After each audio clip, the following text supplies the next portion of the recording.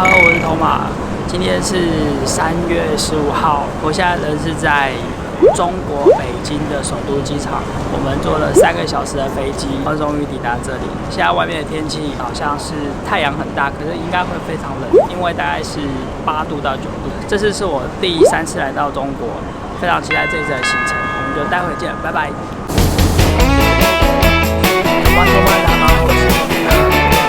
其实我自己搭过，基本上吃不太出来有温泉。待会我们就要去爬271阶梯，现在通马的位置呢是在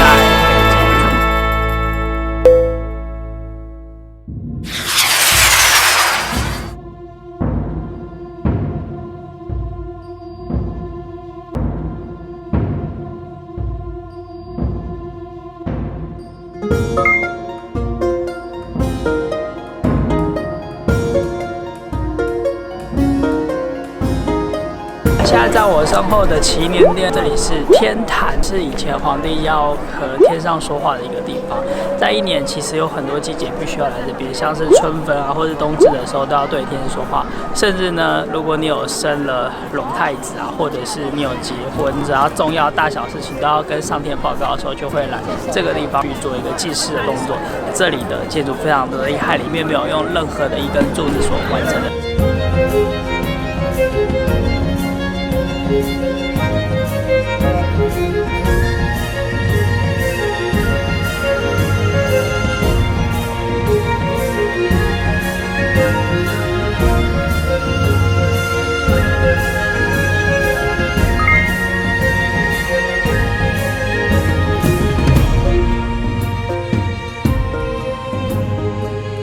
现在通马的位置呢是在北京最重要，也是全中国最重要的第1大皇宫——故宫紫禁城。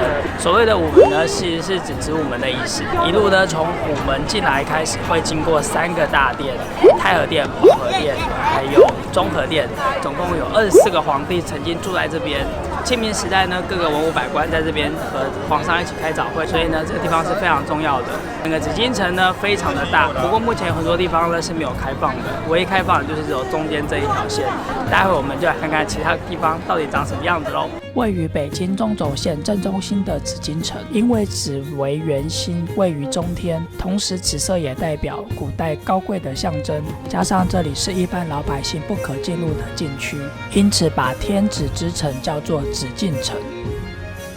宫殿以南北划分为外朝和内廷2部分，外朝以3大殿为基础。太和殿在紫禁城的中央，代表着无上的尊严。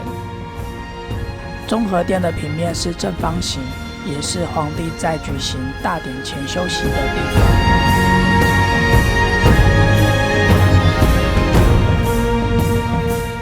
在我身后的保和殿呢，就是文武百官专门考试的地方。我们接下来再去看看别的地方喽。内廷后3宫以乾清宫、交泰殿、坤宁宫及御花园为中心，加上东西2侧日常政务的后勤。在故宫内发生的大小事，如今成了戏剧改编最受欢迎的题材。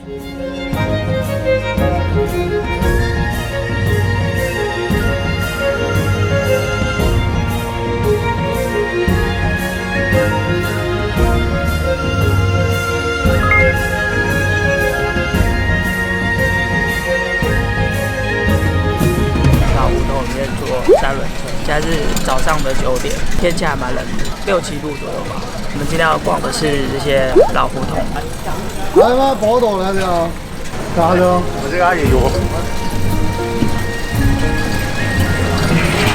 坐着3轮车穿梭在北京老胡同里，能看到最真实的北京生活。深深浅浅的灰色屋顶和墙壁构成这座城市的基底。在每一条小巷里凝固着许多历史的瞬间，也让每个转角都充满了惊喜。万里长城东起河北山海关，西至甘肃嘉峪关，全长6000多公里，是世界上修建时间最长、最巨大的防御工程之一。漫步在万里长城的道路上，让我想起迪士尼花木兰动画中通报讯息烽火连天的景象。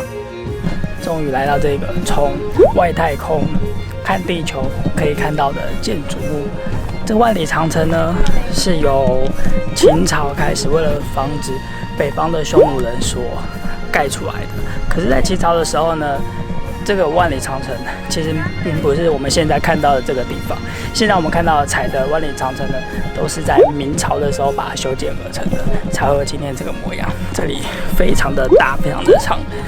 我们是搭这个缆车才上来的。这一次北京的行程非常的精彩。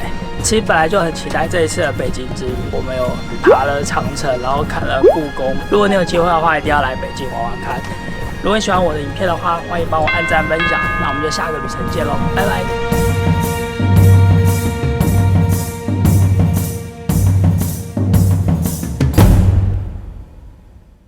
我们从午门进来呢，看到了中和店、太和店，还有保和店。哦，不对，我讲错，太和店、中和店还有保和店，文武百官来到这边和皇上一起。要干嘛？一神屋要干嘛？